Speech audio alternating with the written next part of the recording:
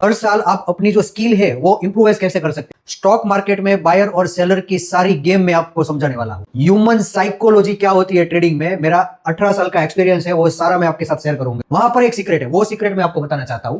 हमें समझना क्या है, जब मार्केट नीचे आया तो वो सेलर की गेम थी, सेलर उसे नीचे ले आया था। जब एक स्ट्रॉन्ग रेड कैंडल फॉर्म होती है उसको सप्लाई बोलते हैं, पर ये गेम इतनी इजी नहीं है। स्ट्रॉन्ग ग्रीन कैंडल आइडेंटिफाई करने के लिए आपको सालों की मेहनत और बहुत प्रैक्टिस चाहिए। पूरा रिस्क मैनेजमेंट करके ही ट्रेडिंग करना। फर्स्ट ट्रेड शायद आपका गलत भी हो सकता है। 2024 में आप कैसे ट्रेडिंग करके प्रॉफिट कर सकते हैं स्टॉक मार्केट में, सिर्फ 2024 में नहीं, कोई भी साल में आप कैसे ट्रेडिंग करके प्रॉफिट कर सकते हैं और हर साल आप अपनी जो स्किल है वो इंप्रूवाइज कैसे कर सकते हैं, वो इस वीडियो में मैं आपको बताने वाला हूं।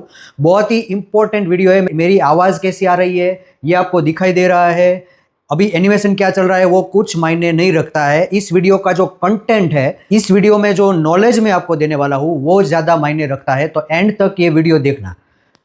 हमारा जो फर्स्ट पार्ट इस वीडियो में रहेगा वो है बायर और सेलर गेम। स्टॉक मार्केट में बायर और सेलर की सारी गेम में आपको समझाने वाला हूं। डिमांड सप्लाई ट्रेड, डिमांड और सप्लाई का यूज करके आप अच्छे से अच्छा ट्रेड कैसे ले सकते हो। Down trend support point, up trend register point. जब भी मार्केट डाउन ट्रेंड चल रहा होता है और उसका जब लोअर पॉइंट आ जाता है तो हम ये जस्टिफाई नहीं कर सकते कि जो अभी जो पॉइंट है जहां पर मार्केट ठहरा हुआ है वहां से वापस वो टर्न करेगा और अप ट्रेंड देगा या अभी वो डाउन ट्रेंड शुरू रखेगा। वो जजमेंट कोई नहीं ले पाता है।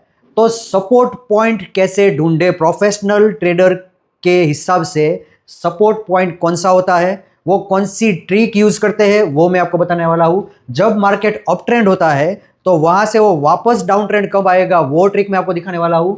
Exit point psychology. अब एक बात समझना दोस्तों कि एंट्री पॉइंट से ज्यादा एग्जिट पॉइंट बहुत ही इंपॉर्टेंट है। एक एग्जांपल देता हूं मैं आपको कि आपने 1000 में कोई भी एक स्टॉक परचेस किया है और आपका प्रॉफिट शुरू हो गया है और वो 1200, 1300, 1400, 1500 ऐसे चल रहा है।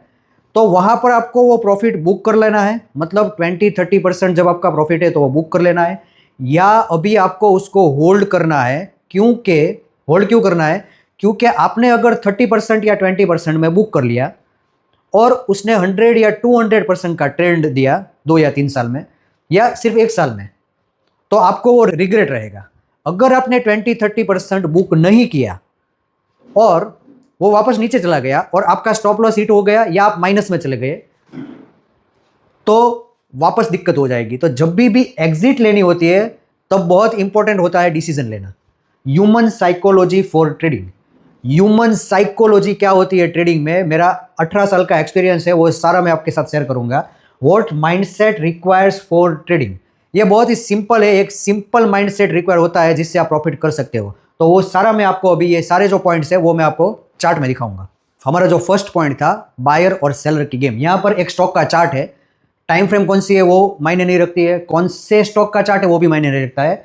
इस चार्ट का एग्जांपल देके मैं आपको बायर और सेलर की गेम समझाने की कोशिश करूंगा।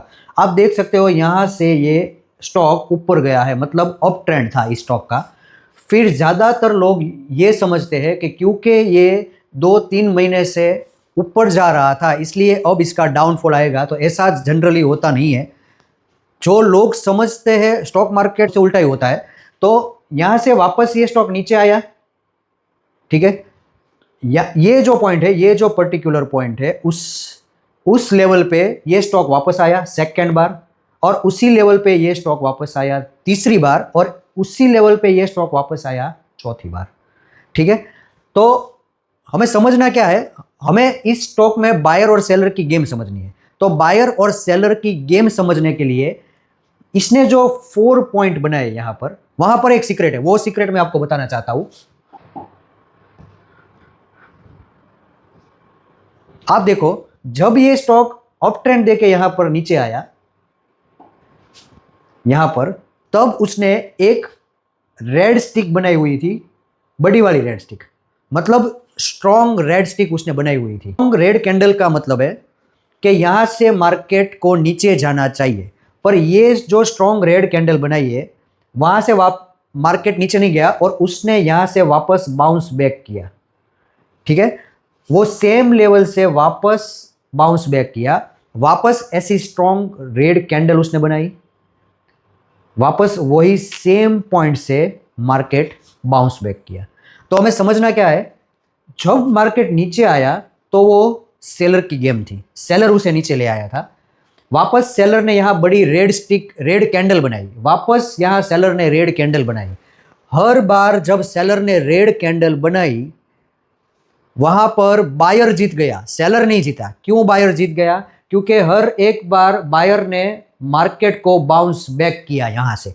तो हम देखते हैं कि इसने जब ये अप ट्रेंड दिया था और फिर ये जो सारी बायर और सेलर की हमने गेम समझी, यहां से मार्केट ऊपर गया है या नीचे? ऑब्वियसली ये ऊपर गया है।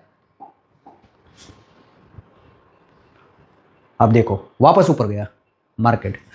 तो ऐसे बायर और सेलर जो बड़े प्लेयर्स है, वो छोटे प्लेयर्स जो बिगनर्स होते हैं, उन लोगों को जिनको समझ में नहीं आता है, जिनको नॉलेज नहीं है, वो यहाँ पर ट्रैप हो जाते हैं। और सालों के लिए कई स्क्रिप्ट है जिसमें कई ट्रेडर्स ट्रैप हो गए हैं। अभी डिमांड और सप्लाई। डिमांड किसको बोलते हैं? जब एक स्ट्रॉन्ग ग्रीन कैंडल फॉर्म होती है, ऐसी यहां पर जो कैंडल है तो उसको डिमांड बोलते हैं।